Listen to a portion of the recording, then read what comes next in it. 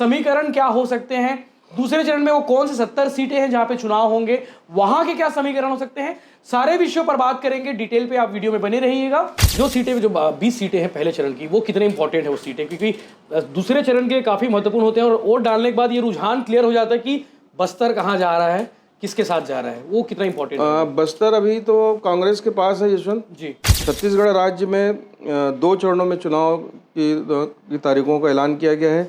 पहले चरण में 20 सीटों को रखा गया है, 20 सीटों में बस्तर संभाग। लेकिन गजेंद्र यादव के साथ में डॉक्टर मानसी गुलाटी की भी चर्चा करना चाहता हूं यशवंत जी, क्योंकि उनके नाम पर भी काफी चर्चा हो रही है। जनता भी चर्चा कर रही है, पार्टी भी कर रही है और वो पार्टी में विचारणी भी है। कवासी लखमा को राजनीति में लाने वाले अरविंद नेताम है। एक बैल का व्यवसाय करने वाले व्यक्ति को सीधा गांव से उठा करके विधानसभा की टिकट दे दिए, तो कवासी लखमा को इतिहास का ध्यान रखना चाहिए। वैसे ही अहिवारा की सीट है, यहाँ पे भी कांग्रेस को लगता है कि इस बार बीजेपी वहाँ पे हार जाएगी, तो बीजेपी से ज्यादा कांग्रेस में दावेदार आ गया। सबसे बड़ी दिक्कत ये है यशवंत कि 5 साल आदरणीय गुरुजी ने वहाँ लीड किया उस विधानसभा को, और गुरुजी ने खुद जाग नवागढ़ से एप्लीकेशन दिया।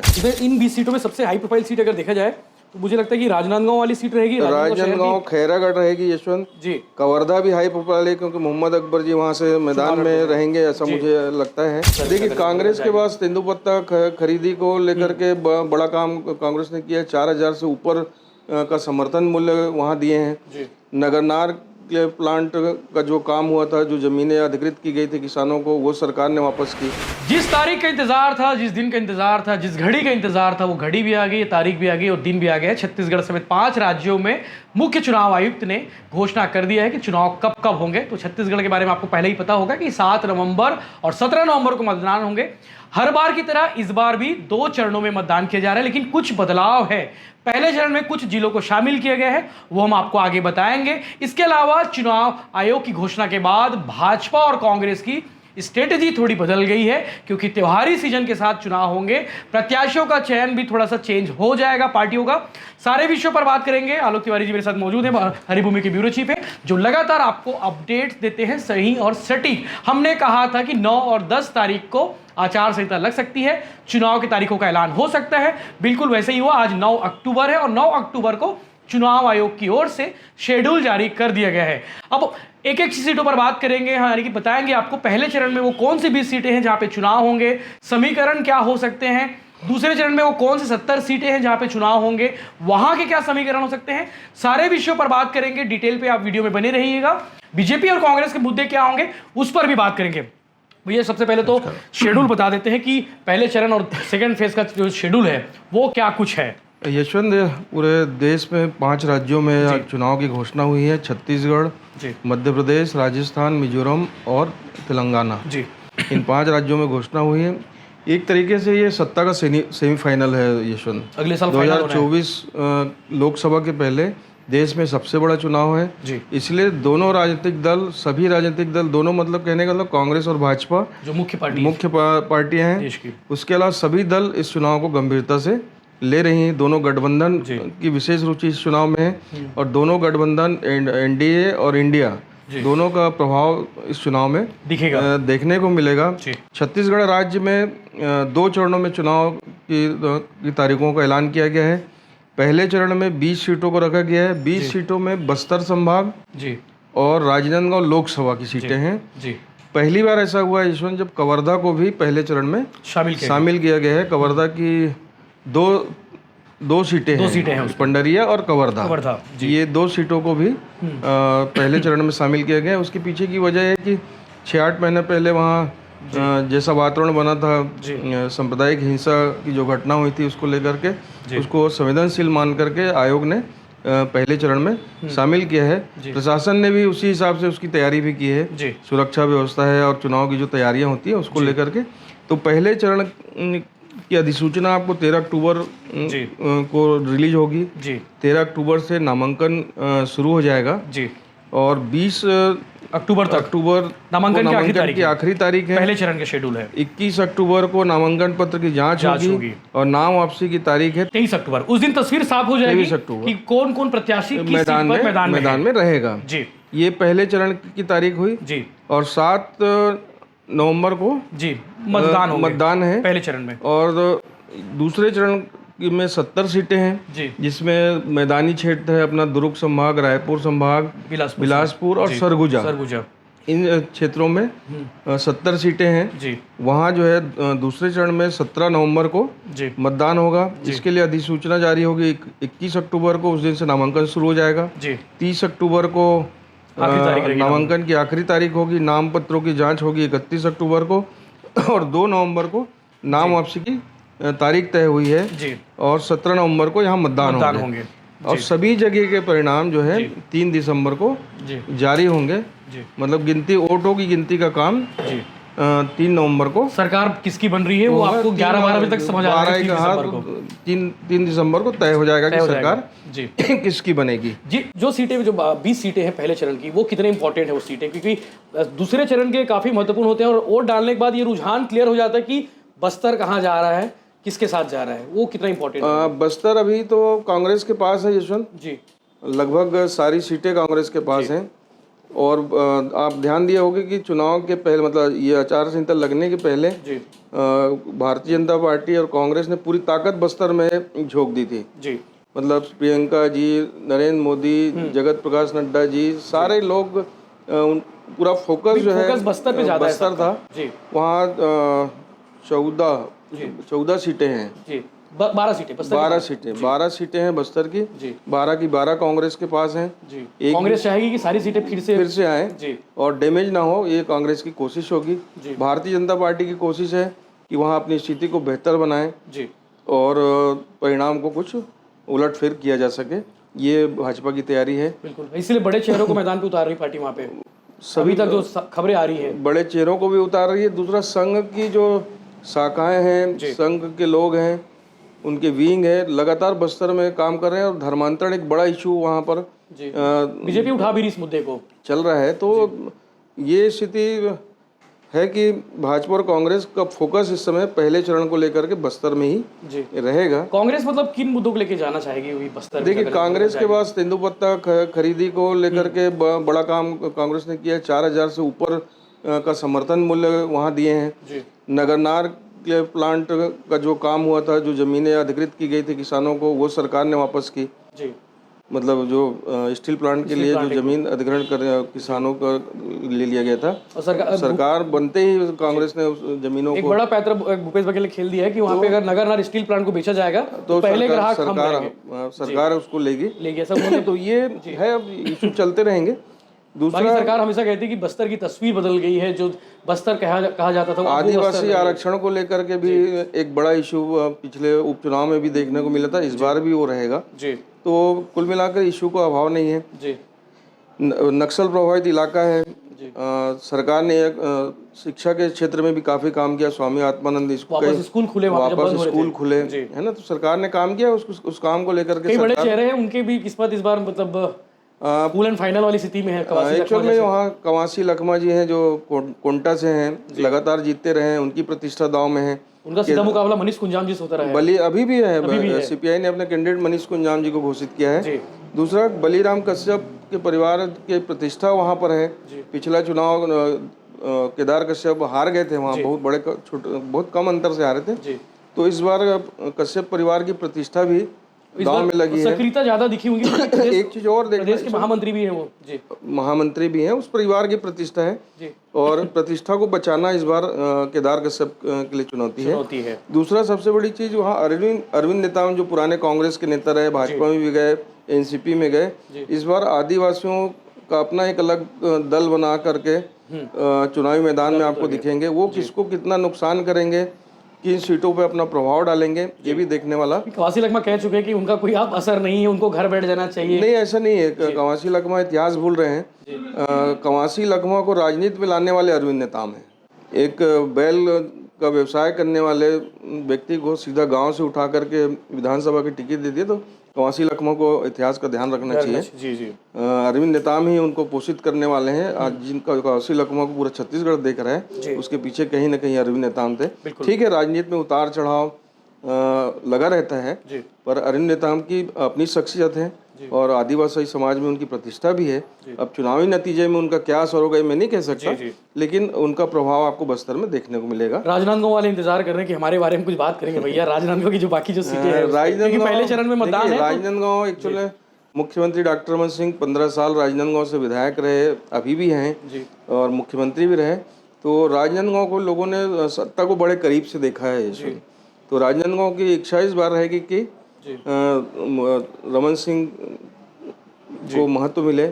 और अभी वहाँ टिकट भाजपा ने तो खुज्जी, अम्बागढ़ चौकी जिस विधानसभा में अपने प्रत्याशी भी मैदान में उतार दिए, खैरागढ़, तो वहाँ भी रोचक चुनाव होगा। कांग्रेस की लिस्ट कब तक आ जाएगी राजनांदगांव को लेकर?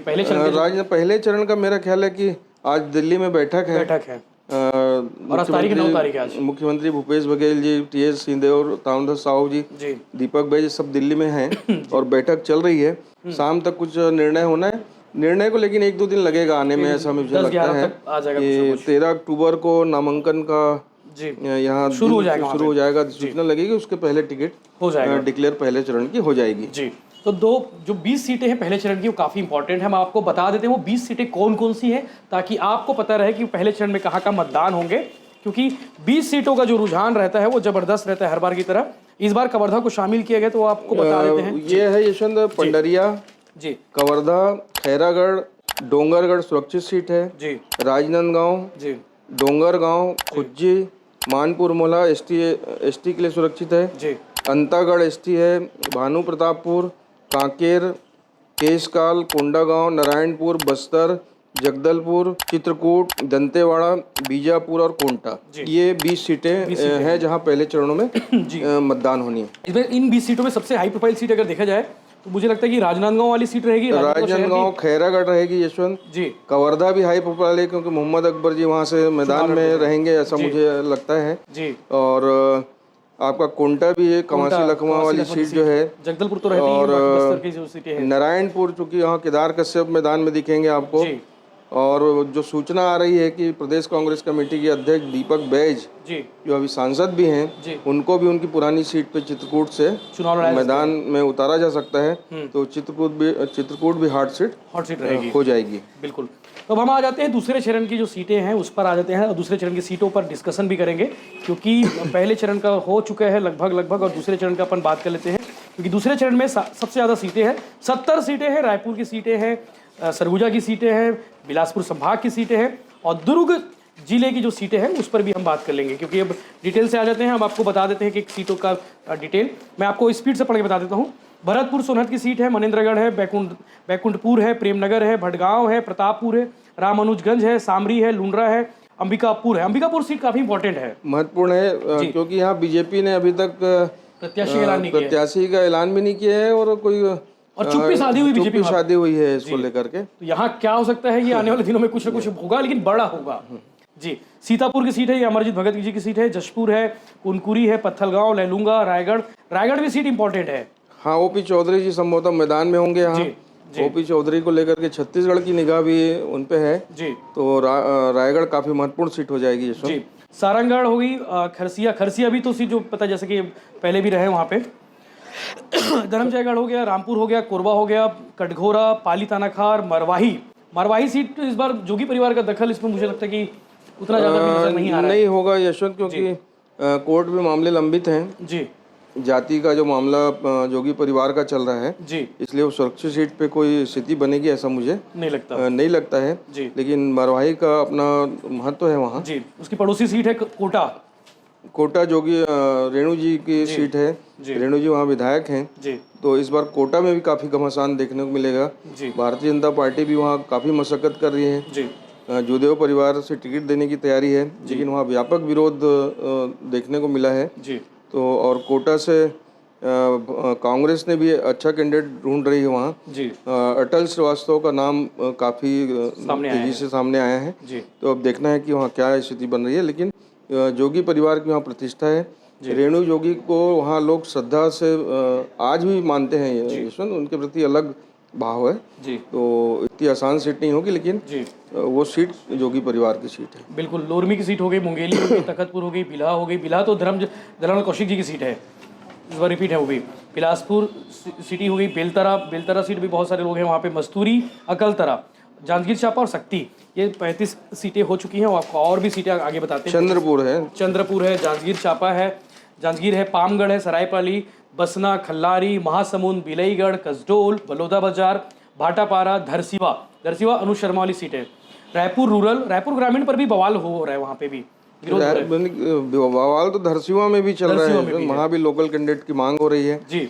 आपको ध्यान होगा एक अपने रिटायर्ड IAS अफसर हैं गणेश शंकर मिश्रा जी, हाँ, वहाँ उनकी मजबूत दावेदारी है, उनकी अपनी प्रतिष्ठा है, उनके परिवार की प्रतिष्ठा है जी। तो इस लिहाज से वहाँ धरसीवा में काफी जंग है और लोग कयास भी लगा रहे थे जब गणेश शंकर मिश्रा जी जब बीजेपी ज्वाइन किए थे, लोग बोले थे कि 2.5-3 साल पहले गणेश शंकर मिश्रा जी भाजपा प्रवेश किए थे यशवंत, और वहाँ के कार्यकर्ताओं की नाराजगी है कि चंद दिन पहले आए अनुज शर्मा को केवल फिल्म स्टार है, उनकी लोकप्रियता है नहीं, ऐसा कहता है अनुज शर्मा कि एक छत्तीसगढ़ी लोक कला में उनका अपना योगदान है और एक मतलब अच्छे कलाकार भी हैं, पॉपुलर लोग पसंद करते हैं। तो उनकी लोकप्रियता को आप दूसरी जगह भी बना सकते थे, लेकिन वहाँ कार्यकर्ताओं को महत्व दिया जाना चाहिए, ऐसी चर्चा वहाँ पर है। व्यापक विरोध हुआ है, पुतले भी जले हैं अनुज शर्मा जी के, तो वहाँ अभी बड़ी वही सीट है जहाँ से क्रांति सेना के प्रदेश अध्यक्ष जो है अमित बघेल। चर्चा है कि अमित बघेल भी इस सीट पर चुनाव लड़ सकते हैं, हालांकि उन्होंने पत्ते नहीं खोले। एक छत्तीसगढ़ी खलनायक रहे चर्चित मनमोहन ठाकुर, वो भी वहां से ताल ठोक रहे हैं, पता नहीं किस दल से लड़ेंगे, लेकिन मनमोहन ठाकुर के लड़ने से और आनंद आएगा, मतलब काफी पॉपुलर सीट हो जाएगी वो। रायपुर सिटी जो है, रायपुर, उसके बाद नॉर्थ वेस्ट साउथ की जो सीटें हैं, आरंग पे भी बवाल बचा है। सबसे ज्यादा अगर जो विरोध दर्ज कराने वाले थे वो हजारों की संख्या में लोग वहाँ विरोध करने पहुंचे थे जी। खुशवंत सिंह जो साहब है उनका विरोध कर रहे हैं। अभनपुर की सीट है, वहाँ तो क्लियर हो चुके हैं लगभग। राजीव की सीट है, बिंद्रा नवागढ़ है, सिहावा है, कुरूद है, अजय चंद्राकर जी की सीट है, धमतरी है, संजारी बालोद पे भी कुछ चल रहा है वहाँ पे। वहाँ संगीता सिन्हा को लेके कांग्रेस में संगीता सिन्हा है और उनके पति को टिकट दी जाए, और राकेश यादव भाजपा से राकेश यादव का नाम वहाँ पर है, तो दोनों दलों में प्रत्याशियों को लेकर के थोड़ी सी नाराजगी है जी। नाम घोषणा के होने के बाद ही स्थिति क्लियर हो पाएगी। डोंडी लोहारा की तस्वीर साफ है, एक तरफ देवलाल ठाकुर है, दूसरी तरफ अनिला भिड़िया होंगी। गुंडरदेही को लेके एक चीज और सामने आ रहा है कि किसी पैराशूट लैंडिंग तो नहीं करा दी जाएगी, कुंवर निषाद की टिकट कट रही है, ये सब बोल रहे हैं लोग। चर्चा जरूर है यशवंत, और प्रतिमा चंद्राकर के टिकट मांगने के कारण चर्चा शुरू हुई जी कि कुंवर निषाद की टिकट खतरे में है जी। पर कुंवर निषाद जिस समाज से आते हैं, तो समाज का दूसरी विधानसभाओं में आंशिक प्रभाव है। जैसे पाटन में ही 8-9 हजार निषाद समाज के लोग हैं जी, तो पाटन का समीकरण ना गड़बड़ाए, इसलिए उनको डिस्टर्ब करेंगे ऐसा मुझे नहीं लगता है। और प्रतिमा चंद्राकर को अगर गुंडर दे देंगे तो फिर वैशाली नगर में दूसरे प्रत्याशी भी विचार होगा, क्योंकि मुकेश चंद्राकर जो अभी यहाँ जिला कांग्रेस कमेटी के भिलाई में अध्यक्ष हैं, वैशाली नगर से दावेदारी भी कर रहे हैं और काफी मेहनत भी किए हैं, तो दोनों में से एक को टिकट देना है, चाहे वो प्रतिमा चंद्राकर जी को गुंडरदेही लड़ा लें या मुकेश चंद्राकर को वैशाली नगर। दो में से एक चीज होगी, दोनों में से बिल्कुल। पाटन में है, पाटन से आपको पता है विजय बघेल वर्सेस भूपेश बघेल, छत्तीसगढ़ के मुख्यमंत्री, सबसे चर्चित हॉट सीट है, जो बिना तस्वीर साफ मतलब प्रत्याशी तय किए बिना जो है ये सीट काफी पाटन में एक्चुअली भाजपा कांग्रेस के तो जो कार्यकर्ता हैं ही हैं, विजय बघेल और भूपेश बघेल के अपने कार्यकर्ता हैं जी, तो उन लोगों में जो जंग है वो देखने लायक है। वो एक जैसे कोई बीजेपी वाले खड़े वहाँ पाटन में, तो कांग्रेस वाले वहाँ नहीं आते, और जो कांग्रेस वाले खड़े वहाँ बीजेपी वाले नहीं जाते, वो कटुता वाली लड़ाई है जी जी। दुर्ग ग्रामीण है, दुर्ग ग्रामीण पे जो है हम आगे भी चर्चा कर चुके हैं, वहाँ पे ताम्रध्वज साहू टिकट मांग रहे हैं। बीजेपी से जो नाम आ रहा है वो ललित चंद्राकर का नाम आ रहा है। दुर्ग शहर से भी इस बार तस्वीर लगभग साफ है, अरुण बोरा ही लड़ेंगे, कांग्रेस से अरुण बोरा ही रहेंगे, दावेदार बहुत सारे हैं। भाजपा से गजेंद्र यादव का नाम है, लेकिन गजेंद्र यादव के साथ में डॉक्टर मानसी गुलाटी की भी चर्चा करना चाहता हूँ यशवंत जी, क्योंकि उनके नाम पर भी काफी चर्चा हो रही है, जनता भी चर्चा कर रही है, पार्टी भी कर रही है, और वो पार्टी में विचारणी भी है डॉक्टर मानसी गुलाटी। हालांकि गजेंद्र यादव जिस दिन से चर्चा हुई है, लिस्ट सामने आई, तो गजेंद्र यादव जी जनसंपर्क भी कर रहे हैं, वार्ड में घूम भी रहे हैं, लेकिन मानसी गुलाटी को अभी भी विचार में रखा गया जी। बिल्कुल। बाकी वोरा जी तो लगातार घूम ही रहे हैं, वो तो 12 बजे प्रेस रिलीज आ जाती है, आज उन्होंने दौरा किया। यशवंत, अरुण वोरा जी जीते तभी घूम रहे हैं, ऐसा नहीं है। मैं देखा हूँ कि हेमचंद यादव जी से जब चुनाव हारते थे तो हारने के दूसरे दिन से ही वो उनकी सक्रियता बनी रही थी। जनता के बीच में रहने की जो जनता के बीच रहे हैं अरुण बोरा, उनकी सबसे बड़ी पूंजी यही है यशवंत। लोगों की बात सुन लेते हैं, लोगों की सुन लेते हैं, उनको कुछ भी बोल देते, कुछ भी बोल देते, लोग गरिया देते हैं कि भैया ये सड़क नहीं बना, नाली नहीं उन बना। पे अधिकार है दुर्ग वालों का जी वो अरुण बोरा भी दुर्ग को अपने परिवार से ज्यादा चाहते हैं जी, वो बोलते भी इस बात को कि मेरा परिवार है दुर्ग शहर। अरुण बोरा और दुर्ग की जनता के बीच बहुत गहरा रिश्ता है यशवंत। जी जी जी, इस बार मैदान में होंगे वो। और भिलाई नगर चूंकि सबसे ज़्यादा दुर्ग जिले में अगर कोई चर्चित सीट है तो वो भिलाई नगर की एक सीट है। यहाँ भी तस्वीर लगभग साफ है, प्रेम प्रकाश पांडे समेत कई लोग हैं मैदान पे। प्रेम प्रकाश जी भारतीय जनता पार्टी से हैं जी, कांग्रेस से देवेंद्र यादव जी के जी प्रगति यात्रा और तमाम तरीके की यात्रा का पर कल जो है मैराथन जो हुआ वो चर्चा तो दूसरी भी है, लेकिन वो चर्चे पे बहुत ज़्यादा दम मुझे नज़र नहीं आता यशवंत जी जी कि कोई टिकट देवेंद्र की कटेगी, ऐसा मुझे नहीं लगता है जी। लेकिन उस पर लोग हर दूसरा आदमी सवाल करता है कि भैया चुनाव लड़ रहे नहीं यशवंत। देखिए देवेंद्र यादव की चर्चा इसलिए होती है कि भारत जोड़ो यात्रा में वो गांधी परिवार के बहुत करीब पहुंच गए जी, और जिस उम्र में उन्होंने मुकाम हासिल किया है वो बड़ा मुकाम है जी। और मैं ही नहीं कि मतलब तमाम राजनीतिक समीक्षक देवेंद्र में कांग्रेस का भविष्य देखते हैं। जी, बाकी तो बीजेपी से देवेंद्र बहुत बड़ी आकृति का आने वाले समय का नेता है यशवंत। जी जी चुनाव हार जीत लगे। टिकट ये बहुत वो नहीं है, महत्वपूर्ण नहीं है, लेकिन देवेंद्र कांग्रेस का फ्यूचर है। जनता के बीच में जाके क्रिएटिव वर्क करना वो लगे रहते हैं उस पर। बाकी बीजेपी से प्रेम प्रकाश पांडे का नाम है, इसके अलावा तय नाम है, उसमें कहीं कोई शंका नहीं है। लेकिन टिकट मांगने वाले में दया सिंह भी थे उसमें एक हाँ दया नाम तो दया सिंह का भी था, लेकिन पांडे जी के नाम पे लगभग सहमति की स्थिति है। वैशाली नगर सबसे ज्यादा चर्चित सीट है, जहाँ पे एक अनार 100 बीमार वाली जो कहावत है वो इस सीट पर आप देख सकते हैं। एक टिकट के लिए दोनों पार्टी में लगभग 80+ दावेदार है। 100 तो भाजपा में थे, 100 बीजेपी में, सॉरी जी, और 80-90 के आसपास कांग्रेस में हो गए। यहाँ पे वार्ड पार्षद से लेके वार्ड अध्यक्ष भी टिकट मांग रहे हैं, बूथ का अध्यक्ष भी टिकट मांग रहे हैं, और जिसको टिकट मिलना है वो लगभग वो भी स्थिति साफ है, उसमें कहीं कोई शंका वाली स्थिति नहीं है जी। अब कांग्रेस किसको सामने ला रही है महत्वपूर्ण है। उस बीजेपी के उस दावेदार उस उम्मीदवार को देखते हुए कांग्रेस अपनी स्ट्रेटेजी बदलेगी यहाँ पे। रिकेश ने काफी काम किया है, इसलिए रिकेश आज मजबूत स्थिति में है। अब कांग्रेस कैसे उसको फाइट करेगी, कौन सामने रहेगा, ये देखने वाली बात है। वैसे ही अहिवारा की सीट है, यहाँ पे भी कांग्रेस को लगता है कि इस बार बीजेपी वहाँ पे हार जाएगी, तो बीजेपी से ज्यादा कांग्रेस में दावेदार आ गए। सबसे बड़ी दिक्कत ये है यशवंत कि 5 साल आदरणीय गुरुजी ने वहाँ लीड किया उस विधानसभा को, और गुरुजी ने खुद जाग नवागढ़ से एप्लीकेशन दिया। हाँ, ये एक लोगों के मन में सवाल है कि यार गुरुजी तो जा रहे हैं, तो हम टिकट मांग लेते हैं। चुनाव लड़ने वाले को ही इस बात का भरोसा नहीं था कि मैं यहाँ से जीत भी सकता हूँ जी, इसलिए उन्होंने ऑप्शन तलाश लिया। भाई जब शंका हुई तो तभी तक तो नवागढ़ गए, प्लान भी लेके चल रहे वो, है ना जी।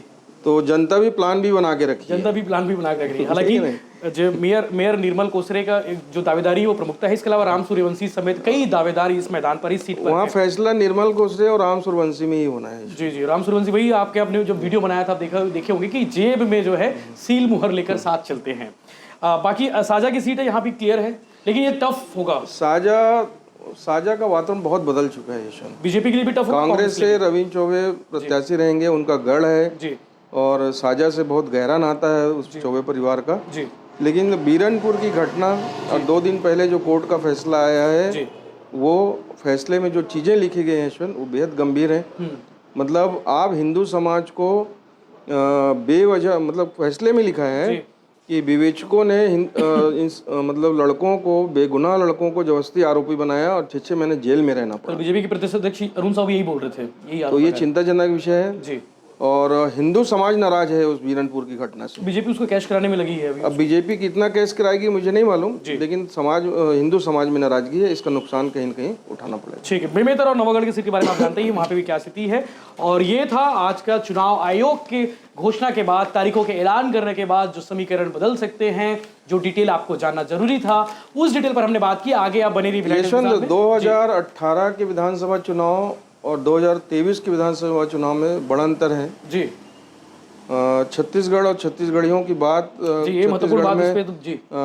जब से छत्तीसगढ़ राज्य बना है तब से, और उसके पहले से भी होती रही। हमारे पूर्वजों ने भी छत्तीसगढ़ और छत्तीसगढ़ के स्वाभिमान के लिए काम किया, चाहे खूबचंद जी बघेल हों, चाहे चंदूलाल जी हों, चाहे पवन दीवान जी हों, चाहे सुंदरलाल शर्मा जी हों। लेकिन हम दुर्ग जिले में बैठे हैं, इसलिए मैं विशेष तौर पर याद करना चाहूँगा कि ताराचंद साहू जी ने छत्तीसगढ़ स्वाभिमान को लेकर के एक गैर राजनीतिक संगठन खड़े किया और उस संगठन ने बाद में क्षेत्रीय दल का रूप लिया और छत्तीसगढ़ राज्य बनने के बाद पहली बार एक दल ने सभी विधानसभा क्षेत्रों में अपने प्रत्याशी खड़ा किए। हालांकि सफलता नहीं मिली पर छत्तीसगढ़ का भाव उस दिन से जागृत हुआ। स्वाभिमान जो छत्तीसगढ़िया स्वाभिमान जो छत्तीसगढ़िया स्वाभिमान उसी समय से जागृत हुआ। जागृत तो पहले से मतलब एक मंच मिला उसको। 2018 में भूपेश बघेल की सरकार बनने के बाद छत्तीसगढ़ की संस्कृति को लेकर के जो काम हुआ, आज मैदान पूरी तरह छत्तीसगढ़िया पिच पे क्रिकेट खेलना है आपको। जी, मैदान सच के तैयार है, छत्तीसगढ़िया पिच तो रेडी है, खेलना पड़ेगा आपको। बैटिंग बॉलिंग दोनों और उसका असर अभी से दिखने लगा है। भारतीय जनता पार्टी के मंच में माँ छत्तीसगढ़ महतारी की तस्वीर देखने को मिल रही है। राजगान कर रहे हैं, राजगीत गाया जा रहा है। तो ये बड़ी सफलता है। बीजेपी के दफ्तरों में अब गिल्ली डंडा और गेड़ी चढ़ा जा रहा है, ये बड़ी चीज है। तो इस पिच पे आपको अब खेलना है। वाकई में छत्तीसगढ़िया वाद भी एक बड़ा मुद्दा तो नहीं बोलना चाहिए, बड़ा एक नहीं विषय भाव है। उस भाव को आप मार नहीं सकते, इग्नोर नहीं कर सकते। इग्नोर नहीं कर सकते। बिल्कुल। जय छत्तीसगढ़ महतारी। तो आप आगे बनी रही भिलाई टाइम्स के साथ में, और भी बहुत सारे अपडेट्स मिलेंगे। अगर अब तक आपने चैनल को सब्सक्राइब नहीं किया है तो आप चैनल को सब्सक्राइब कर लीजिए। ये चीजें हम देख रहे हैं कि हमारे बहुत सारे जो व्यूअर्स हैं उन्होंने चैनल को सब्सक्राइब नहीं किया है, तो आप बटन दबा दीजिए ताकि आपको हमारा नोटिफिकेशन पहुंच जाए कि हम कौन से वीडियो अपलोड कर रहे हैं, कौन सा वीडियो आपको देखना है। और चैनल को लाइक जरूर करें, इस वीडियो को लाइक करें, और ज़्यादा अच्छी डिटेल है तो आप उसे शेयर भी कर सकते हैं ताकि आप तक पहुंच जाए। अभी भी कई सीटें हैं जहां पे प्रत्याशी चयन नहीं हुए हैं, तो आपको कौन सी सीटें हैं जहां से कौन प्रत्याशी हो सकते हैं वो नाम जरूर लिखें ताकि उस पर हम आने वाले दिनों में जरूर डिस्कशन कर सकें। और ये वीडियो और इस प्रोग्राम के स्पॉन्सर्ड है दूल्हे साहब, जहां दूल्हे सस्ते हैं। बहुत जल्द जो है दुर्ग, भिलाई, रायपुर, अब राजनांदगांव के बाद जो है दूल्हे साहब का एक और ब्रांड शोरूम खुल गया है बिलासपुर में, जहां पे आप जाकर शॉपिंग कर सकते हैं। भिलाई टाइम्स के सब्सक्राइबर है तो आपके लिए विशेष ऑफर प्रोवाइड कराए जाएंगे। जय हिंद, जय जोहार। जय जोहार।